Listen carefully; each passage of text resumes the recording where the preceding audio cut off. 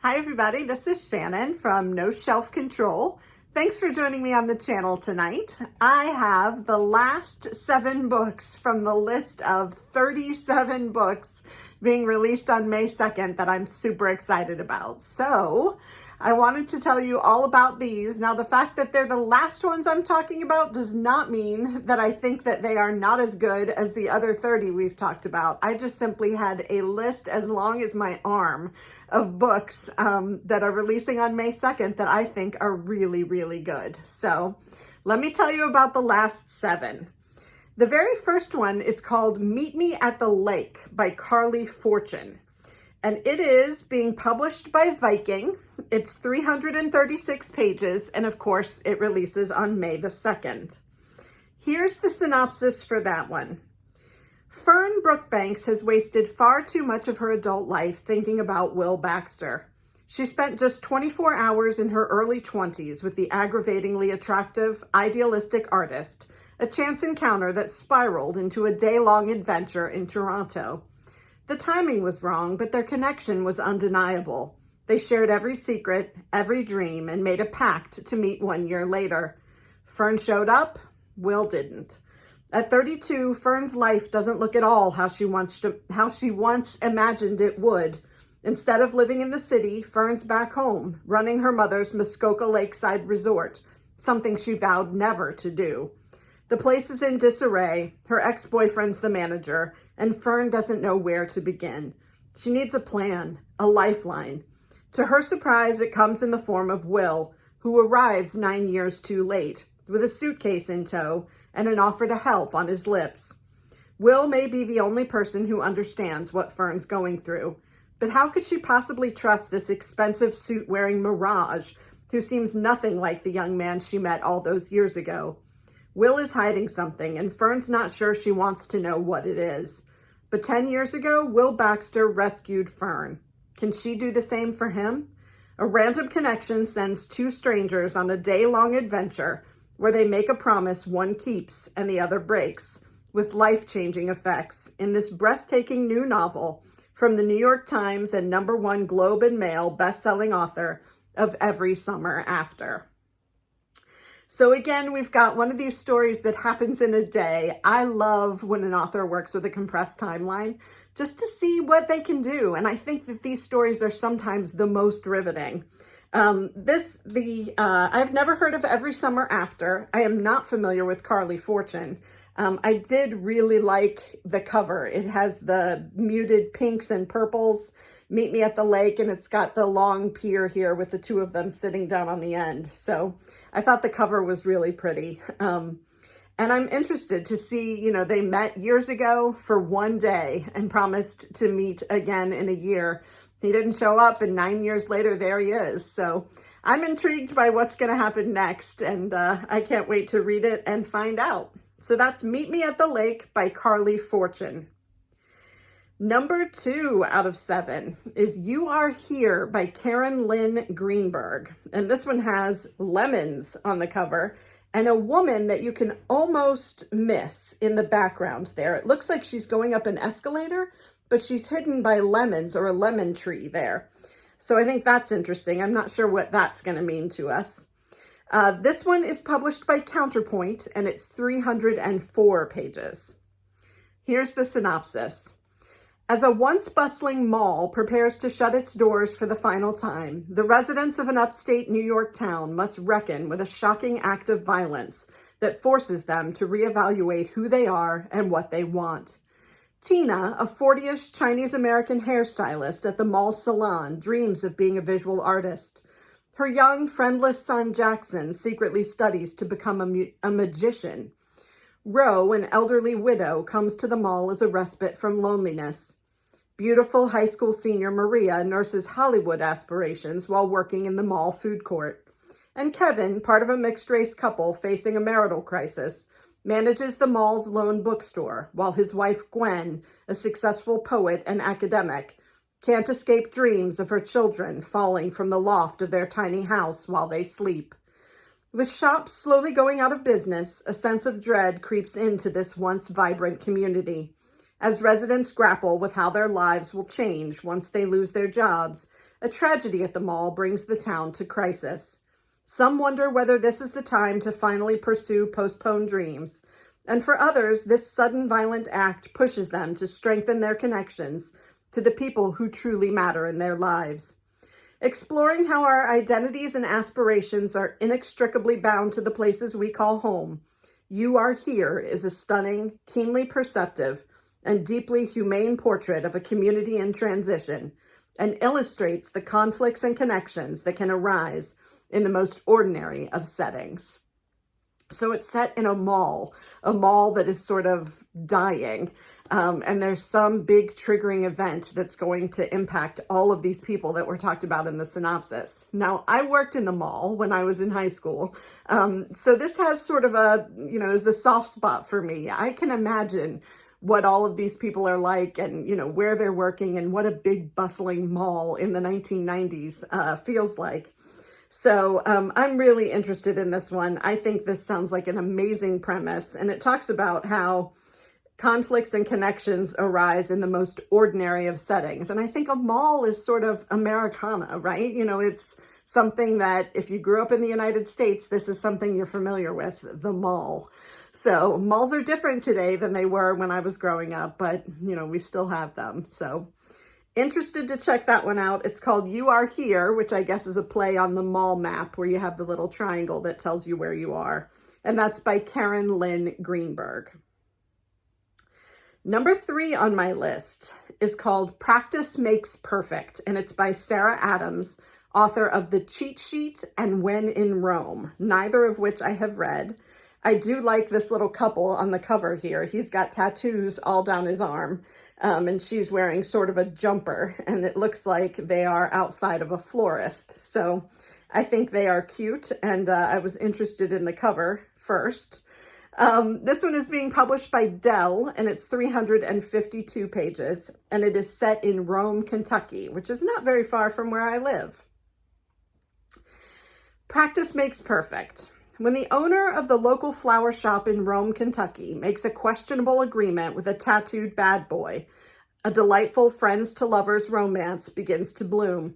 From the author of When in Rome and The Cheat Sheet.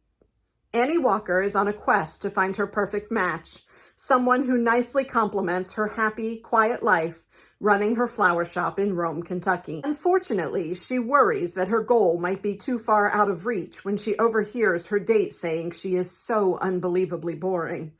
Is it too late to become flirtatious and fun like the leading ladies in her favorite romance movies?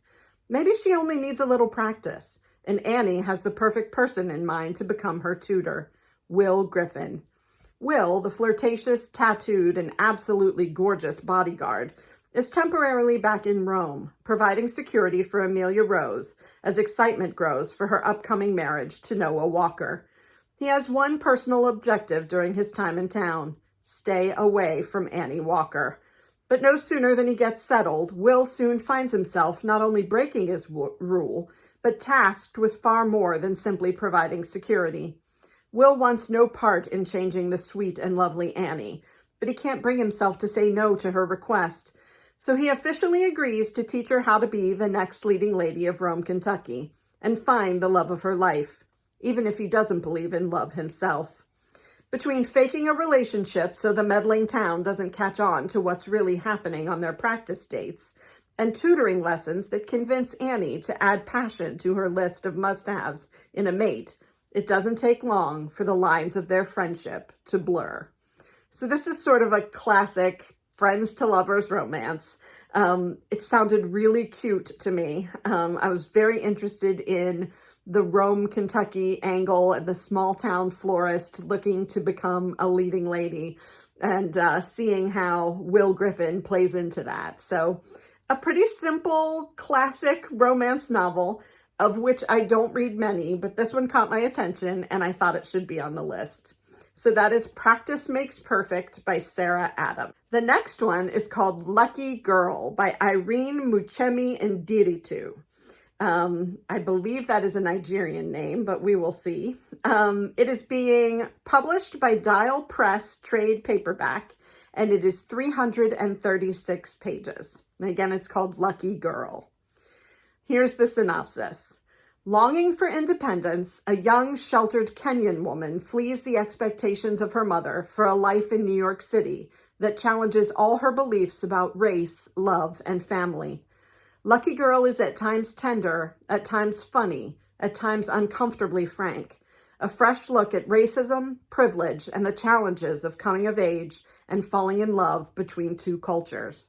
And that quote is from Charmaine Wilkerson, New York Times bestselling author of Black Cake, which is on my bookshelf and I haven't gotten to yet. I actually had 2 copies and gave one away to a friend because she wanted it, and still have not read Black Cake, so I should be ashamed of myself. Here's the rest of the synopsis. Soila is a lucky girl by anyone's estimation. Raised by her stern conservative mother and a chorus of aunts, she has lived a protected life in Nairobi. Soila is headstrong and outspoken, and she chafes against her mother's strict rules. After a harrowing assault by a trusted family friend, she flees to New York for college, vowing never to return home. New York in the 1990s is not what Soila imagined it would be. Instead of finding a golden land of opportunity, Soila is shocked by the entitlement of her wealthy American classmates and the poverty she sees in the streets. She befriends a Black American girl at school and witnesses the insidious racism her friend endures, forcing Soila to begin to acknowledge the legacy of slavery and the blind spots afforded by her Kenyan upbringing. When she falls in love with a free-spirited artist, a man her mother would never approve of, she must decide whether to honor her Kenyan identity and what she owes to her family, or to follow her heart and forge a life of her own design. Lucky Girl is a fierce and tender debut about the lives and loves we choose, what it meant to be an African immigrant in America at the turn of the millennium, and how a young woman finds a place for herself in the world. So you know that I was going to be interested in this one. Not only is it blurbed by Charmaine Wilkerson, but it's a Kenyan woman in New York City in the 90s. So those are my, years right out of college. I did visit New York a fair bit during that time of my life. So interested in that. Also interested in the idea of racism and the fact that while in the United States, we tend to, white people at least, tend to consider all people with dark skin Black, there is a spectrum of folks who come from the United States originally, who come from other countries, and the way we interact and react to those people can be very different. And it says here that Soila is shocked by the entitlement of her American classmates and the insidious racism her friend endures, forcing her to begin to acknowledge the legacy of slavery and the blind spots afforded by her Kenyan upbringing. So I am really interested in learning more about that and the fact that, being from Africa as opposed to from the United States, how that changes how someone lives in our country. So very interested in this book, really curious about both the plot and what I'm going to learn from it. I hope that you enjoy books like that as well, where you are not only intrigued by the characters and driven by the plot, but get some knowledge and wisdom from what you take away from the book as well. The next one on my list, number 5, is called Late Bloomers by Deepa Varadarajan. I think that's correct. Deepa Varadarajan. And it has this great cover with these women with long hair all tied up or braided and flowers in them. So I'm interested where these women are from. With the Indian name of the author, I assume that perhaps these are Indian women, but we shall see when we read the synopsis. This is Late Bloomers, publishing May 2nd, like all of the books I've been talking about for the past 3 days. It is being published by Random House Trade, and it is 368 pages. And here's the synopsis. An Indian-American family is turned upside down when the parents split up 36 years into their arranged marriage in this witty, big-hearted debut. Equal parts funny and heartbreaking, Late Bloomers is a charming story about starting over, stumbling, and finding yourself at any age. And that quote is from Jennifer Close, author of Marrying the Ketchups. I have a soft spot for underdogs and late bloomers. You've told me a lot of things about yourself, so let me tell you something about me. After 36 years of a dutiful but unhappy arranged marriage, recently divorced Suresh and Lata Raman find themselves starting new paths in life. Suresh is trying to navigate the world of online dating on a website that caters to Indians and is striking out at every turn until he meets a mysterious, devastatingly attractive younger woman who seems to be smitten with him. Lata is enjoying her newfound independence, but she's caught off guard when a professor in his early 60s starts to flirt with her. Meanwhile, Suresh and Lata's daughter Priya thinks her father's online pursuits are distasteful, even as she embarks upon a clandestine affair of her own. And their son Nikesh pretends at a seemingly perfect marriage with his law firm colleague and their young son, but hides the truth of what his relationship really entails. Over the course of 3 weeks in August, the whole family will uncover one another's secrets, confront the limits of love and loyalty, and explore life's second chances. Charming, funny, and moving, Late Bloomers introduces a delightful new voice in fiction with the story of 4 individuals trying to understand how to be happy in their own lives and as a family. So this sounds so good to me. The idea of an arranged marriage falling apart after 36 years. So the whole concept of arranged marriage is fascinating to me. I know many people for whom it has worked out incredibly well in ways that I would never have dreamed. Being married to someone that you didn't meet basically before you met them. But this is a slightly different take on that. It falls apart 36 years later, and the impact of that on both the 2 people who were married and their children, and looking at, how the family either falls apart or comes together, and what happens to these 2 formerly married people in their, dating lives as older individuals. So very interested in this one. Can't wait to get my hands on it. I think it's going to be a great book. Again, it's also a debut. I have a soft spot for debuts, you know that. But this is also a debut. Number 6, Shakespeare Was a Woman by Elizabeth Winkler. How Doubting the Bard Became the Biggest Taboo in Literature. And the whole title is Shakespeare Was a Woman and Other Heresies. How Doubting the Bard Became the Biggest Taboo in Literature. And it is published by Simon & Schuster. It is 416 pages. And the author is Elizabeth Winkler. Here's the synopsis. A thrillingly provocative investigation into the Shakespeare authorship question, exploring how doubting that William Shakespeare wrote his plays became an act of blasphemy, and who the bard might really be.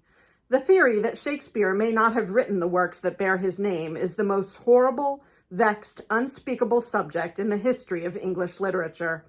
Scholars admit that the bard's biography is a black hole, yet to publicly question the identity of the god of English literature is unacceptable, even, some say, immoral. In Shakespeare Was a Woman and Other Heresies, journalist and literary critic Elizabeth Winkler sets out to probe the origins of this literary taboo. Whisking readers from London to Stratford-upon-Avon to Washington, D.C., she pulls back the curtain to show how the forces of nationalism and empire, religion and myth-making, gender and class have shaped our admiration for Shakespeare across the centuries. As she considers the writers and thinkers, from Walt Whitman to Sigmund Freud to Supreme Court justices, who have grappled with the riddle of the play's origins, she explores who may perhaps have been hiding behind his name. A forgotten woman? A disgraced aristocrat? A government spy? Hovering over the mystery are Shakespeare's plays themselves, with their love for mistaken identities, disguises, and things never quite being what they seem. As she interviews scholars and skeptics, Winkler's interest turns to the larger problem of historical truth, and of how human imperfections, bias, blindness, subjectivity, shape our construction of the past. History is a story, and the story we find may depend on the story we're looking for. An irresistible work of literary detection, Shakespeare Was a Woman and Other Heresies will forever change how you think of Shakespeare, and of how we as a society decide what's up for debate and what's just nonsense, just heresy. So this is another book of nonfiction that is written in that way that appeals to me so much. It's that narrative nonfiction, the driving story, the anecdotes, where the author is really involved in what they're telling. And I love the picture on the front. The blur here is between William Shakespeare and what looks like one of the queens. So I really like how that's mapped together to sort of make the point that perhaps Shakespeare was a woman. And I love the idea that Elizabeth Winkler is going to investigate why it's not okay to say that or talk about that, and how we determine what history really is, when in fact, most of us don't really know. So very curious about this one and think it should be a really good read. So the last one on my list today is a little bit different, a little bit of a different choice for me in particular, but it is number 7, Swamp Story by Dave Barry. And it is published by Simon & Schuster, 320 pages. Here's what I know about Swamp Story. Pulitzer Prize winning, New York Times bestselling author and actual Florida man, Dave Barry, returns with a Florida caper full of oddballs and more twists and turns than a snake slithering away from a gator. Jessie Braddock is trapped in a tiny cabin deep in the Everglades with her infant daughter and her ex-boyfriend, a wannabe reality TV star who turned out to be a lot prettier on the outside than on the inside.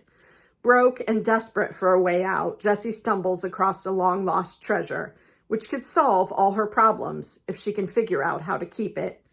The problem is some very bad men are also looking for the treasure, and they know Jessie has it.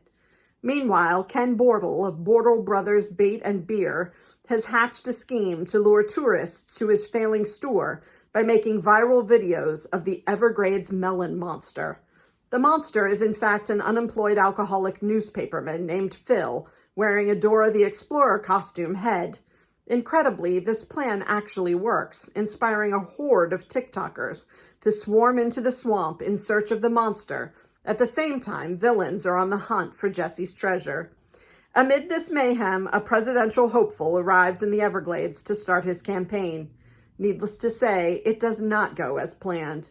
In fact, nothing in this story goes as planned. This is, after all, Florida. So I have read a couple of Dave Barry books, and I find him really funny. And I love sort of this premise, the Florida man premise, or in this case, the Florida woman. But this also reminds me of a children's book that I read with my son years back that was set in a swamp. And we loved that book. And so there's something a little bit sentimental about this book for me. If I can think of the name of the book, I'll put it across the screen. But it was a fantastic middle grade book that we absolutely loved. It was something about the Sugar Man Swamp.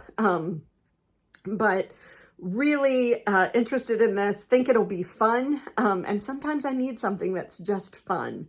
So I don't think I'm probably going to learn a ton from Dave Barry in this book, but I think it'll probably be a quick read and something that I will greatly enjoy. So I hope maybe it's up your alley too. Those are the last 7 books that I have for the May 2nd release. And I hope that you have enjoyed all 37 of the books that I've talked about over the past 3 days. I know they have been long videos, but I hope that there is some appreciation for the fact that your TBR has probably at least doubled by now. So I hope you will continue to come back. I will, of course, do these videos once a week with the new books that are being released on every given Tuesday. So the next time I'll do one of these is for the May 9th release. But I do have more bookstore tours, more single book reviews, and a few other surprises up my sleeve, a couple of author visits that I can't wait to talk about, and a few other things. So I hope you've enjoyed this. If you have, please click like and subscribe. I really appreciate it, and it gives me insight into what my viewers really like to see. I do have a wish list at the bottom of my video description. If you're interested in gifting me with a book, I would love that. Bookshop.org will send it directly to me. I will read it, review it on the channel, and give you a big shout out like I did for one of my viewers last week.